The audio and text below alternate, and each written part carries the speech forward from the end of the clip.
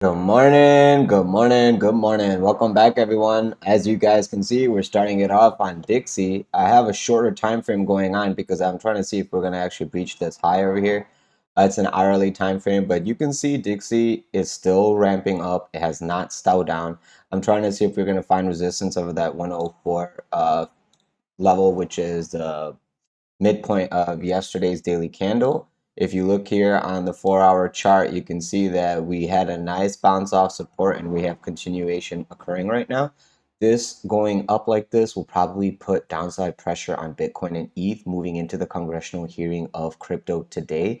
This also looks like an inverse head and shoulder playing out on a 4-hour time frame where this is the neckline and then the next measured move, which is what we've been looking for, to play out would be basically the measured move probably from here all the way to like 108, 107, 108. So just be aware. Yeah, we have it marked out. Just be aware of that moving forward into the market today. I'm gonna turn off the delta. Okay, cool.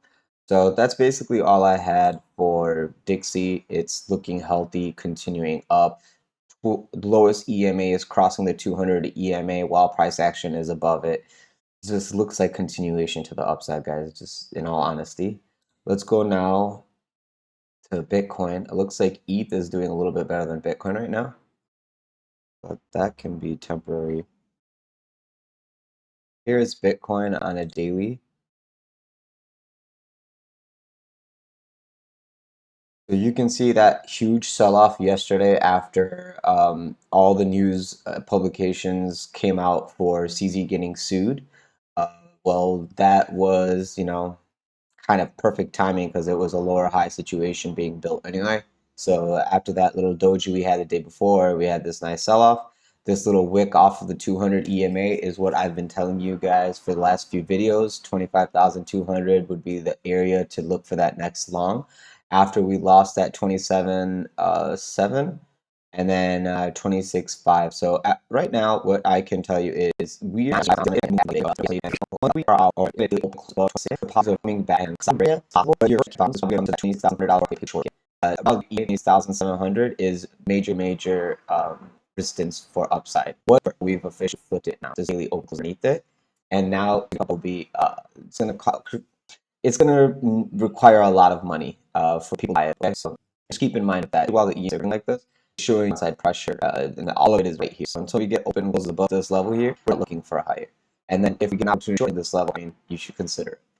And yeah, that's basically all I have for Bitcoin on a daily. Let's go to ETH on a daily. I'm skipping the lower time frames because I mean we had a major move, so I'm not sure what you'd be expecting other than a little bit of upside because of people being very bearish on the bottom, which they shouldn't be.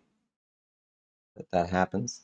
Here is ETH on a daily. Same thing. Bounced right off of that 1778 level that we were talking about. It didn't get to the 200, and that's good because ETH is actually showing a little bit more strength than Bitcoin, but still lower high, lower high, lower high. This little dead cat bounce could probably roll over and then come to the 200 EMA.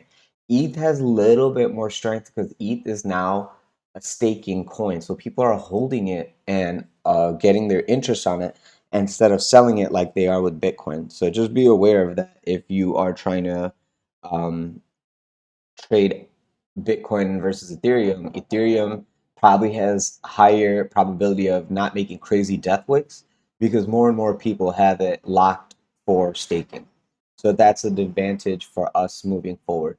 I still think that until we get that 1840 open and close on ETH for daily, we're not looking for higher. 1840 is probably going to be now resistance for us to go test back into the $1735 level.